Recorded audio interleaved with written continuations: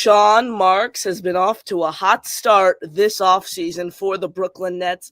Could he keep it going? Many fans want Cole Anthony to become a Brooklyn Net. Will Marks make that happen? That's today's topic right here on the Brooklyn Boys Show. Hello, everyone, and welcome to the show. Appreciate you all tuning in.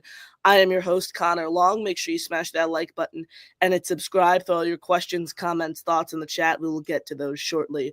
Appreciate all of your support here on the program, and joining us for the first time right here on the Brooklyn Boys Show. You guys all know him as the former host now of the Locked On Nets podcast, longtime host of the Locked On Nets podcast. The great Doug Norrie is kind enough to fit us into his schedule today. Doug, thanks so much for coming on. How you doing? Yeah, good, man. I saw you had Bob on yesterday, so that means it's or at last couple of days. So I know that's like a big shoes to follow, even though he's a generation above, but incredibly wise and that stuff. So always a tough one to follow, and can't no longer on Locked On Nets, but like we said off air, can't quit the Nets. You can leave a podcast, but you can't quit the team. So that's kind of how the way it rolls. Absolutely. No matter how poor they're playing, no matter how incompetent the front office is, you're just locked on. You're locked on Nets. That's the bottom line. Whether you're hosting Locked On Nets or not, you're still locked in on the Nets. And someone who's been locked in on the New York media market is Cole Anthony. He's from New York. He's a Liberty fan. He was bought out by the Orlando Magic not too long ago. And a lot of Nets fans, including yourself, seem to be intrigued by the possibility of the Nets adding Cole Anthony this offseason. So my first question to you is, do you think this will happen? And if so, how does he kind of fit into the Nets guard rotation? Because they made all 5 of their first-round picks. They selected 3 guards. You still have some veterans in there. How does Cole Anthony fit into the Brooklyn Nets rotation if they do make the decision to sign him? Yeah, I was like kind of half joking when I tweeted that Cole Anthony, and he got bought up by the Grizzlies because he was in that Bain trade. I was sort of half joking about it, but I do think after the Cam Johnson trade, what you notice around this Nets team is that they have like just kind of no adults in the room. We had advocated for a long time about like the advantage to keeping a guy like Cam Johnson was that he's like a consummate professional. They have a million young guys now. And at some point you just do need someone over the age of 26 that's played more than 3 NBA seasons or sitting around in the locker room to kind of just show you how business is done. And so I like the Cam Johnson trade, which maybe we'll talk about later. But ultimately, when you're looking at free agents, you kind of have to find this intersection of guys who maybe want to rehabilitate value a little bit, be able to play for like that next contract, maybe a show me kind of contract, and then also just be like a professional. And Cole Anthony does check those boxes. It's a little weird because they have about 900 point guards on the roster now after the draft, but I do think he sort of represents probably what, like in a lot of different iterations, would be the right kind of signing for this team. I acknowledge that the problem is it's just like a crowded room for that specific position. But I don't think there's any doubt that they need some veterans. I mean, there's nobody on this team anymore. It's like Nick Claxton's the consummate veteran, and that guy gets kicked out of half the games.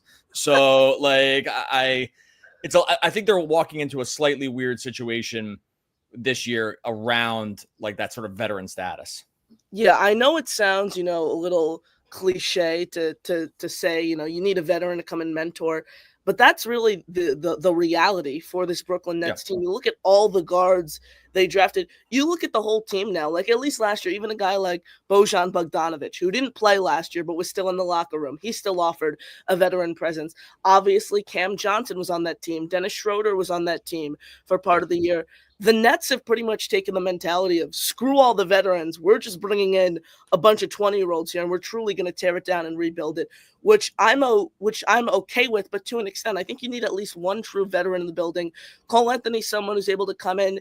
He could be a rotation guard for you. He can get you 10 points a night, 27 years old, still on the younger side, but has spent multiple years in the league. It's not like Cole Anthony's some 33-year-old who's on the back end of his career. This guy's 27 years old. He can get you 10 points a night. So I'd certainly be intrigued to the possibility by adding Cole Anthony. But my question to Sean Marks, if he does make that move, is Where does he fit? Whose minutes is he taking? Is he taking away time from Yegor Demon? Is he taking time away from Nolan Traore? Those are the questions I would have for Sean Marks. But probably the biggest move the Nets have made this offseason was shipping Cam Johnson, who we just spoke about, off to Denver, to the Nuggets in exchange for Michael Porter Jr. and an unprotected 2031 first-round pick. Doug, it's been over a year now, really, since we've been talking about Cam Johnson trade packages. Can Cam Johnson get shipped out of town? Do you think this was a hit for the Nets? Do you think the Nets capitalized on the opportunity to trade Cam Johnson, or is it a little bit disappointing for you? Kind of grade this deal that Sean Marks orchestrated. Yeah, I think this was a pretty good piece of business from Sean Marks when I first saw it. I think I've pretty much stuck with that. I do believe Nets fans are always going to say that, okay, well, they could have gotten more. The old adage of the trade is the trade that didn't happen. Everyone loves the reference, the trade that didn't happen, and the conversation that they have no inkling about. So I think that my guess is that for a couple of years now, Marks has held the line at something like 2 first-round draft picks for Cam Johnson, and any of the teams that could have like realistically added him weren't ever really going to pay that price because it kind of just didn't make sense. It was like too much to give up. Some of those teams, like people like trade him to the Thunder. It's like, okay, he wouldn't even have started. So like so what are they going to trade 2 first-round draft picks for a guy who's not going to start? Like even the optics around it would have looked weird. So I think that like the market for him, while teams wanted him, he's just like not like a 2 or 3 first-round draft pick kind of trade for a team. He's like a swing player on a good contract that could help teams, but like be their 4th best player. Like be the 4th best player on a really good team, which is essentially what's going to happen here in Denver.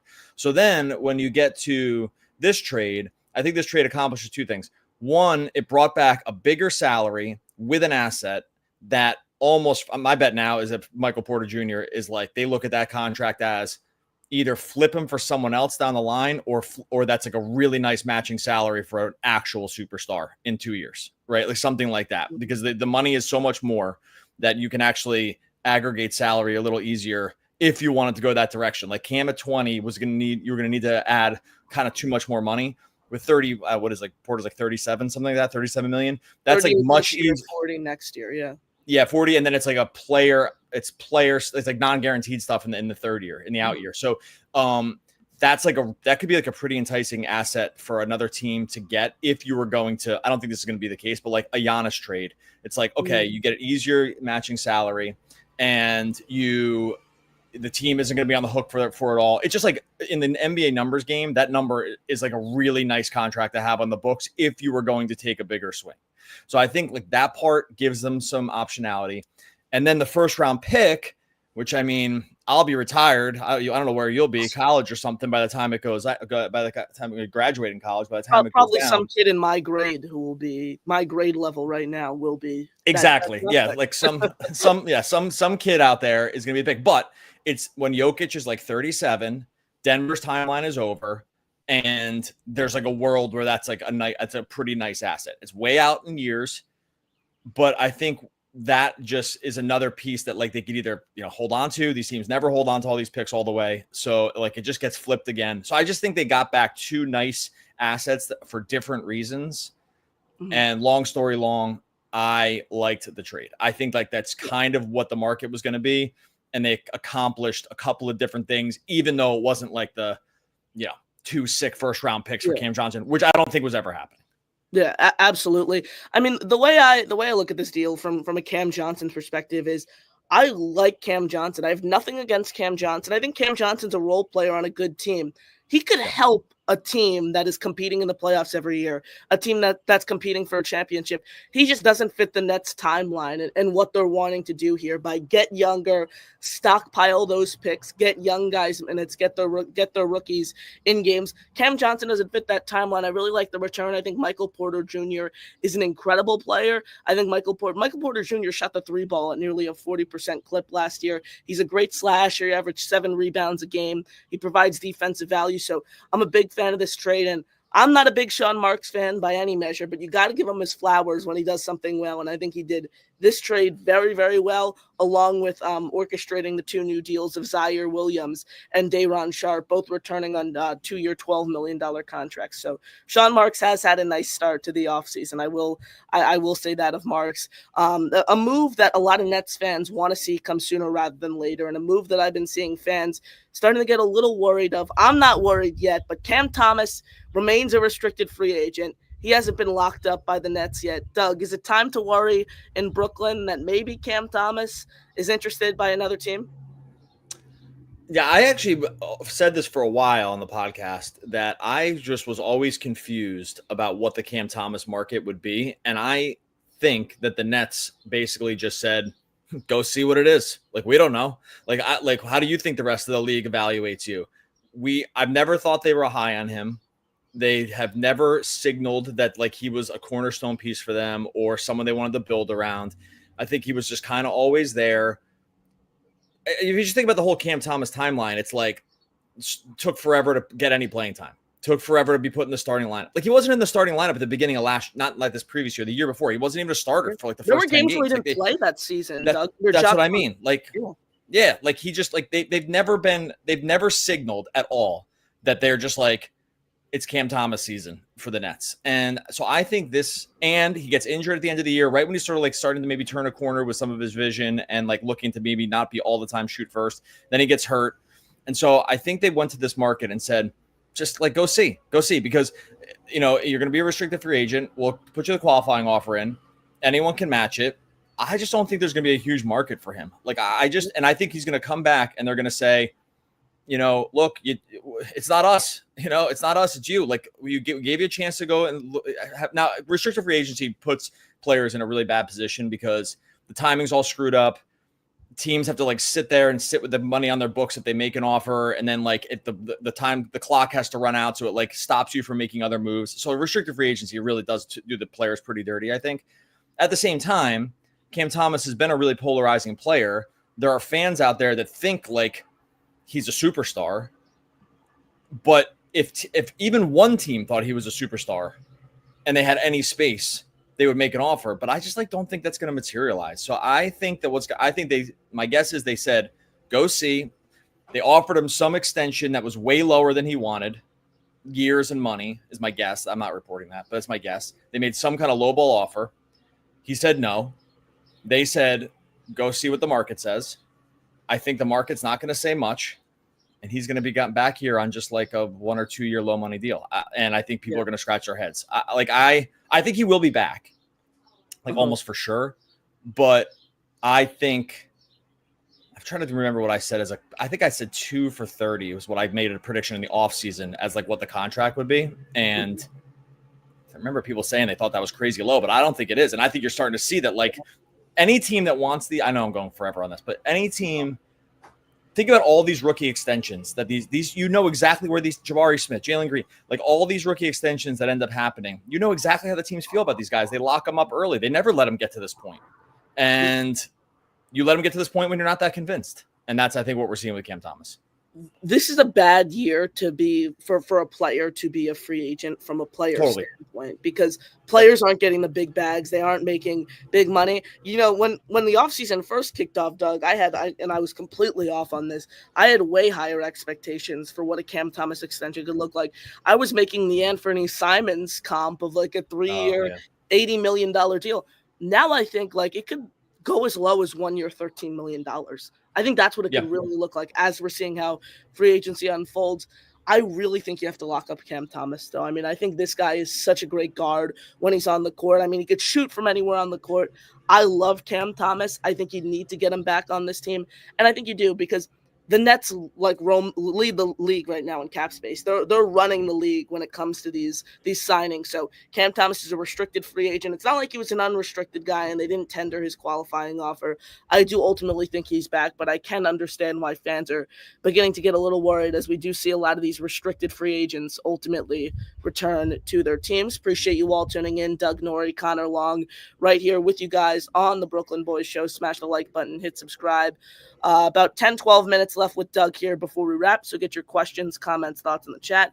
We'll do a Q&A for the remaining time, so load up everything in the chat. Lou says, Doug, come back, personal time. is overrated. Doug, a return to LLM. No, I did my time on the Nets. I won't go forever on this, but I'm 10 to 15 years into like the content game here, and at some point you'll see this too as you do it. It's really hard to do that for that long and like do like typical family stuff. Like when you have a family, it's hard because like it's every evening. It's and you just give away your evenings. You give away standard vacations, like that. Just the sports schedule doesn't follow any of that stuff. So I don't know. I'm it's not gonna be coming back. I'm happy to do this one. We'll do some guest spots over the years. We'll tweet about it incessantly because I can never quit the tweeting. But in terms of getting back into the game, now we've moved on from that. Yeah, I appreciate it though. Yeah, it's also tough to talk about the Nets too. It's not like you're covering the. That was probably the easiest part. I will say that was probably the easiest part. The easiest part is like not the content; it's just the timing. Like it's just the timing is the timing after years and years. Last year would have had to been tough with no draft picks last offseason and like not any. The McHale trade didn't come till June, so last offseason was it baby to find topics last year. Yeah, when you have a partner, it's not the worst thing in the world. Yeah. We could always mine this stuff. Adam and I think we're pretty good at that. Adam and I got along, so we could always just kind of like shoot the gap on just like talking forever about random stuff, and then Nets tangential stuff. So that was never the hard part. It's like, look, you do a podcast. Yep. Everyone thinks it's easy, and it is like it's not. It's easier than digging ditches, but it's after a decade of every dinner and every evening and every night of your life going so you can watch games and do analysis and write about it and whatever. And I did NBA projections for the whole league for a decade plus every single night. That's just a lot. So anyway, that's all love for the Nets. Absolutely. Where were we in the chat? Down Under Dunkers, his thoughts on the offseason so far. What would you rank it out of 10? Where is Clax going? I think Clax stays because I don't think there's going to be a market. Although the Miles Turner trade, the Miles Turner signing to the Bucks probably opens up his market a little bit. But I think we know that Indianapolis doesn't really want to pay, and they're probably in a gap year without Halliburton. I think the market's not going to really totally be there. I mean, I guess the Lakers haven't signed a center yet, right? So I guess like the Lakers are still out there. And with Brook Lopez going to the Clippers, that probably hurts them a little bit. I know DeAndre Ayton's still out there, and they can sign him on like a super small deal because of the buyout. So I think that Claxton had such a bad year. Like Claxton, it's really underrated. He was like one of the worst net rating players in the whole league. Like it was like all the Wizards too. It was all the Wizards guys and him. Like those were and him and Noah Clowney, honestly too. Were like the three, like all the worst net rating, on-court net rating guys in the whole league last year. He had a really bad year. And like just from the kind of silly mistake stuff around the fouls and ejections, stuff like that. It just like it all, and he was injured. It just all added up to not that good. So I think he stays. Off season so far, people hated on the draft. I thought the draft was like mostly fine thematically. I can understand why it's head scratches around like where some of the guys they took, why it would be a little weird. But I thought theme wise, they stayed very consistent with the theme. Young, upside, try to just like pinpoint guys who could be maybe superstars down the line, especially in Igor. Like I know people are kind of all over the map on his trajectory, but I didn't hate it as much as other people did. So I would say the offseason so far has been pretty good. Like getting the Michael Porter deal on the books, using some of that cap space. I think it's like a 7, 6.5, 7. But I also just like don't know who. Everyone kind of people hated on the draft, but I failed to see like people that had like better draft boards for who was available for when the Nets picked. Like very few people came out with like crazy, like where they missed on some crazy guy. Like I don't think that was the case. The 8th pick ended up being weird. They would have taken any of the guys before him. I think before him, and he just kind of was there. So I don't know. Anyway, I it's like 6.5, 7, we'll say. Yeah. Lou, rather have a veteran center, especially if we get rid of Claxton with Sharp being injury prone. Would hate to have 2 4s and Timmy or Wolf as our starting 5. If you start Drew Timmy as your center this season, if he's your starting center on any NBA team, you're in a bad spot. I don't think Drew Timmy makes this roster, frankly. I think you're looking at a 4-5 tandem to open the season of Day'Ron Sharp and Nick Claxton or Noah Clowney and Nick Claxton. I think Nick Claxton's on this team, and I think it's one of either Sharp or Clowney to open the season at the power forward position. I think that sounds right. I mean, well, okay. What do you think? I was thinking like maybe they would play MPJ at the 4. Could be like I don't know. Yeah, I think that 3. Yeah, I guess so. I feel like MPJ is more of a 3 to replace Cam Johnson. That's true. That's true. So it was, and then you said Clowney at the 4. I feel like I'm forgetting someone else here. So Danny Wolf. So they have right now the centers and power forwards are Day'Ron Sharpe, Nick Claxton, Danny Wolf, Drew Timme. Those are I mean, I originally thought it was going to be Demon, Cam, MPJ, Clowney, and Claxton was what I think I tweeted a couple weeks ago. Yeah, but I feel like it was Zaire Williams maybe that was played the 4. I think that was like the other guy that someone threw out there. He was the only guy in the league to play every position last year on the court. Zaire, yeah, I know and I loved watching him last year. Like he was like such a down in the like just digging down kind of guy. Like he picked up guys full court. He picked up like opposing ball handlers so much last year, like 3/4 court, and that was a really underrated part of the Nets defense, I thought, because it was so disruptive to people getting into like they just were getting into their sets so late a lot of times because he was just picking guys up all the way. Like Dame picked them up all the way multiple games when they played the Bucks. Like they just did that. It was probably so annoying. He had to be one of the most annoying guys in the league. Like just because you're just like not supposed to do that in the NBA, and he kind of just did it.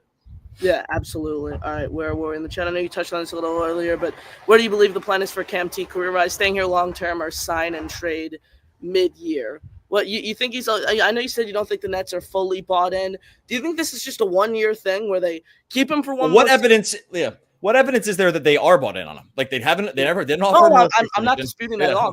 I'm just saying, like, do you think this is the thing where they maybe sign him on cheap 1 year, $13 to $15 million, and we're having the same conversation next offseason? You think that's a possibility? Well, the Cam Thomas cycle is everyone wants him to do something.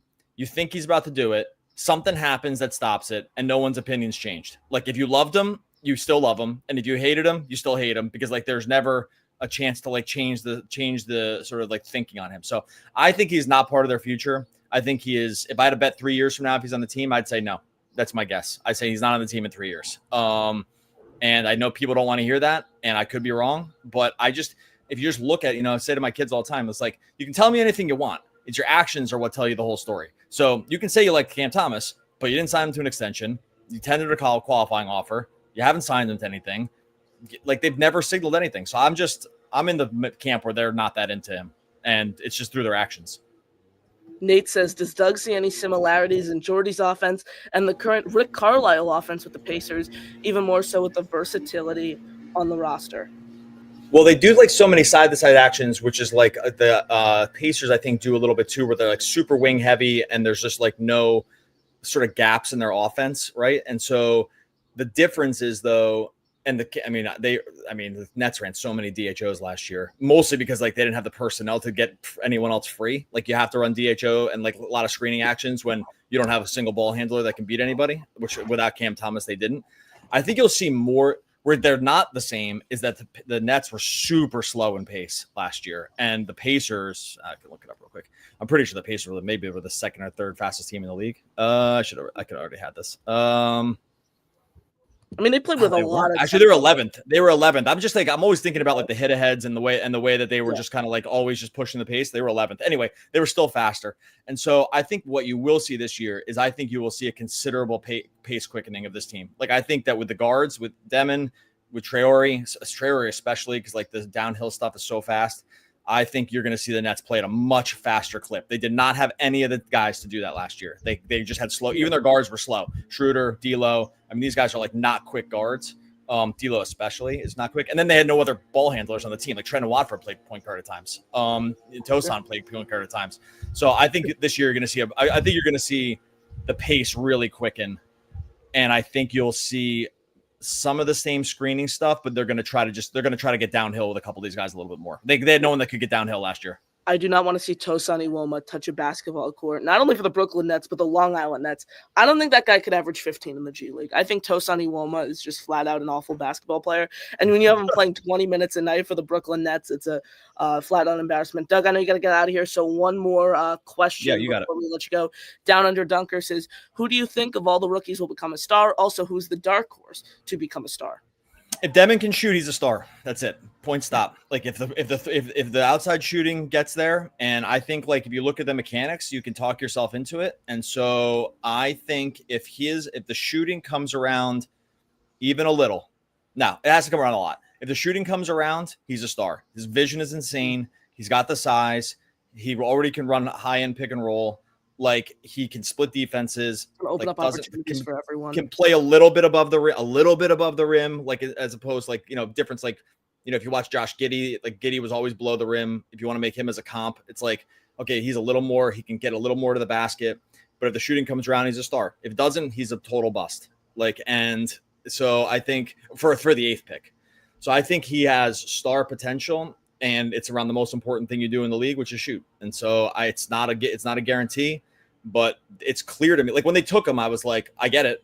I can see why you wouldn't like it. Yeah. But if you're going to be like 6'7", 6'8", with he's the best vision in the draft, best passing vision in the whole draft, and that's like star. That's the stuff that stars can be made of. And if you can't shoot, then you can always play off him, and it's not Ben Simmons light, because he'll always shoot better than that. But like, like with Ben Simmons, who was like this kind of big guy but Simmons could always get downhill. Like his superpower early in his career was that he couldn't shoot, but like if you took a step back and played off him, he would just completely turn the corner on you and just get to the rim. So Demon doesn't have that speed, but I think that the vision is elite, and I think that's kind of what stars are made of. So I think he could be, and I think it's far from a guarantee though. Absolutely. Doug, really appreciate you hopping on. Really appreciate you joining us. Everyone, smash the like button, hit subscribe right here on the Brooklyn Boys Show. Follow Doug on Twitter. He does great work, always tweeting about the Nets. If you want a fan perspective and an analyst perspective on the Nets, go follow Doug at Doug Norrie on Twitter. Quick little house cleaning here, 15 seconds before we wrap up for next week's programming and this week's. We got Yossi Goslin on Friday. Cap Analyst. Yeah. Dylan from Nets Press on Sunday, and then two heavy hitters next week. We got Tim McMahon of ESPN to kick us off Connor at 1 p.m. on Monday, and then we got Colin Helwig of Nets Daily as well. So definitely stay tuned. Can I say one thing real quick? This is everyone out there, and then I'm gonna go. I said that I have a kid. He's I have a daughter, and I was like, I'm going on a podcast, and I know I have to go because I have a client here at 11. I told him I'm going to be 2 minutes late. I was like, if you want to bet on someone, this is for everyone out there. Bet on guys like Connor, who are like way younger than the aggregate age of where people mostly start. Get your own channel. Don't listen to people. Don't put your resume out there. Don't do this stuff. Go out there and make something, and then you like what it is. Like show up every day, and then you get Tim McMahon on your podcast, and just like throw out enough DMs. Like this is just like the way you win in life. So I was like I turned this to my kid. I was like, go do this. Look at this guy. He's like, I have my honest podcast. What are you doing? You're sitting around during the summer not doing anything. Like go start a podcast and get people on it. So if you want to bet on people long term, I'm betting on guys like Connor. Thank you, Doug. You're the best. Appreciate all the kind words. Appreciate all the support. Have a great rest of your day. And as always, go Nets. Thanks a lot. Ladies and gentlemen, he's Doug Norrie, the former host of the Locked On Nets podcast. Appreciate you all joining us right here on the Brooklyn Boys Show. Stay tuned for all the exciting daily content we have coming. Smash the like button, hit subscribe to find out what we're doing next. A lot of fun guests, a lot of fun topics. Summer League on the horizon. Preseason will be here before we know it, so certainly stay tuned for all of that. Appreciate all of your kind words. Appreciate all of your support. Shout out to all you guys in the chat. You guys are the best. Shout out to the great Doug Norrie, who joined us for nearly 30 minutes right here on this Wednesday morning. Shout out to everyone. Shout out to all the Net fans out there. Have a great rest of your day, everyone. And as always, go Nets.